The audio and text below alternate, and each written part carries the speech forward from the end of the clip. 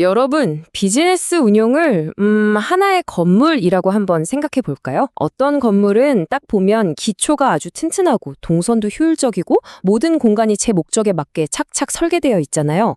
근데 또 어떤 건물은 완전 미로 같고 뭐 하나 하려면 엄청 비효율적이고 심지어는 좀 불안정해 보이기까지 하죠. 그래서 오늘 우리가 바로 이 비즈니스라는 건물을 진짜 건축가가 설계하듯이 아주 체계적으로 짓는 방법에 대해서 한번 이야기해 보려고 합니다.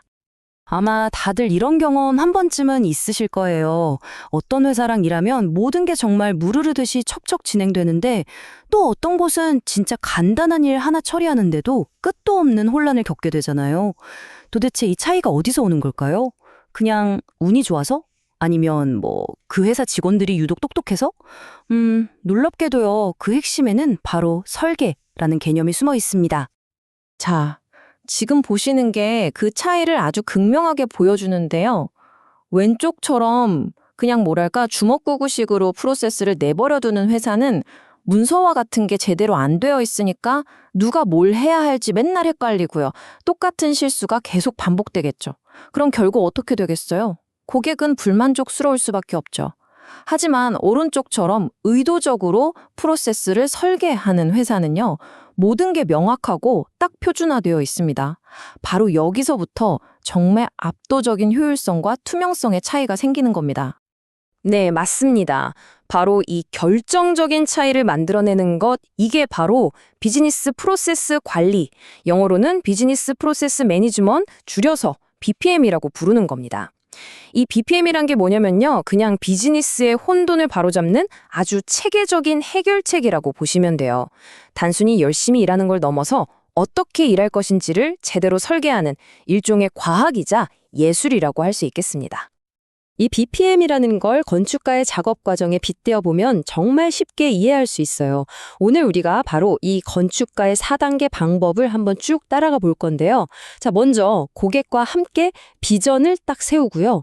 그 다음엔 기존 건물을 샅샅이 검사하는 거죠. 그리고 나서 완벽한 청사진을 그리고 마지막으로 구체적인 구축 계획을 세우게 됩니다. 자, 그럼 첫 번째 단계부터 한번 자세히 들여다볼까요? 첫 번째 단계는 바로 비전을 세우는 이른바 조정 단계입니다. 한번 상상해 보세요. 훌륭한 건축가는 무작정 설계를 시작하지 않죠. 먼저 고객이 진짜 뭘 원하는지, 이 건물이 앞으로 어떤 목적을 가져야 하는지 이걸 명확하게 이해하는 데서부터 모든 걸 시작하잖아요. 비즈니스도 정말이지 정확히 똑같습니다. 이 조정 단계의 핵심은요, 우리가 하려는 이 프로젝트의 목표랑 회사가 가진 더 큰 전략적인 목표를 완벽하게 딱 일치시키는 거예요. 우리가 진짜 뭘 이루고 싶은 거지? 우리한테 성공은 뭘 의미하는 걸까? 그리고 가장 중요한 질문이죠. 우리 이 한정된 자원을 어디에 집중해야 할까? 바로 이 질문들에 대한 답을 찾는 과정입니다. 왜냐하면 방향이 잘못되면 아무리 빨리 달려봤자 결국 엉뚱한 곳에 도착하기니까요.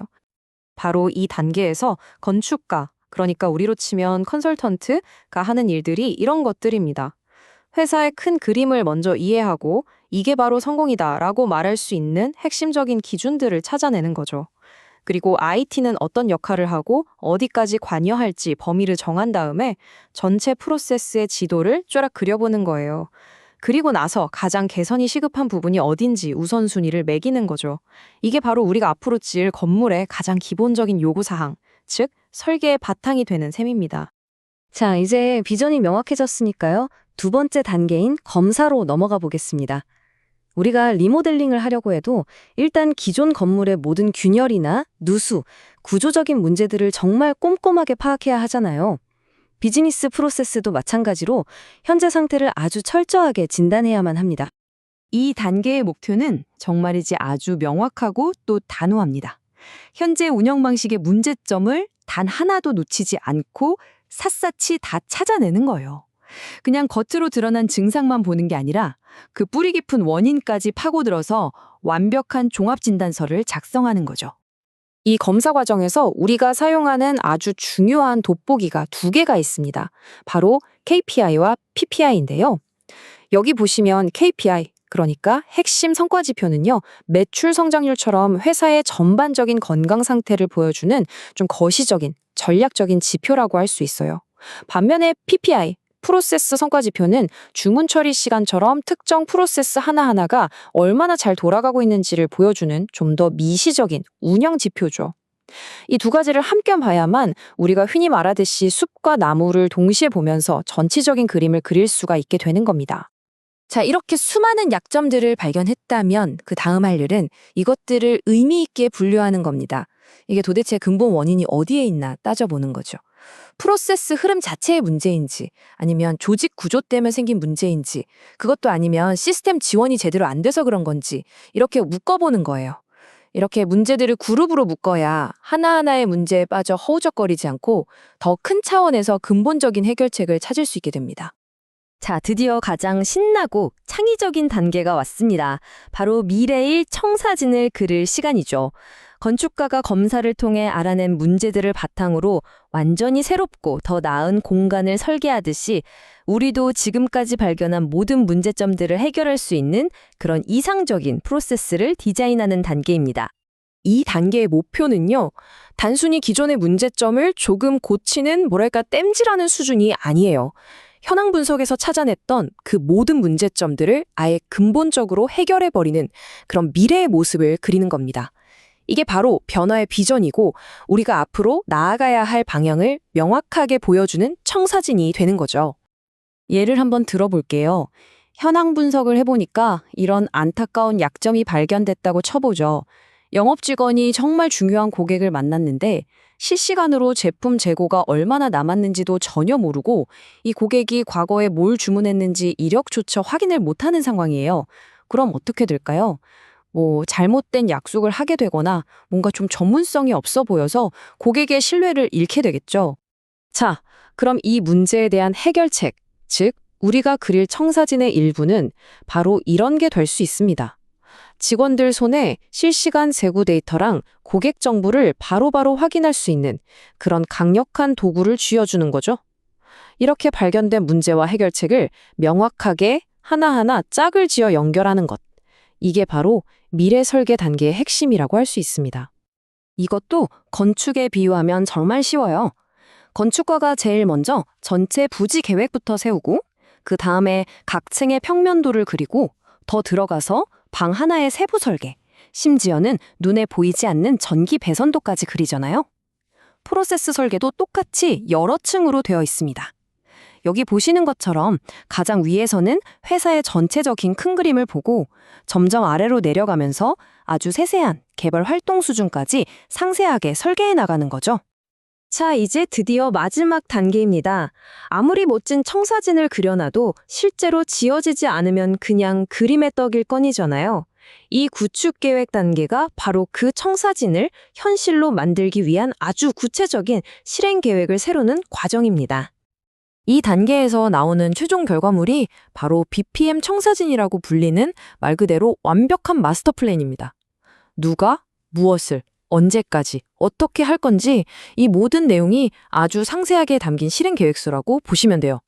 이 계획서 하나만 딱 있으면 이제 실제로 일을 해야 하는 실행팀이 단 한순간도 헤매지 않고 프로젝트를 성공으로 이끌 수 있게 되는 거죠.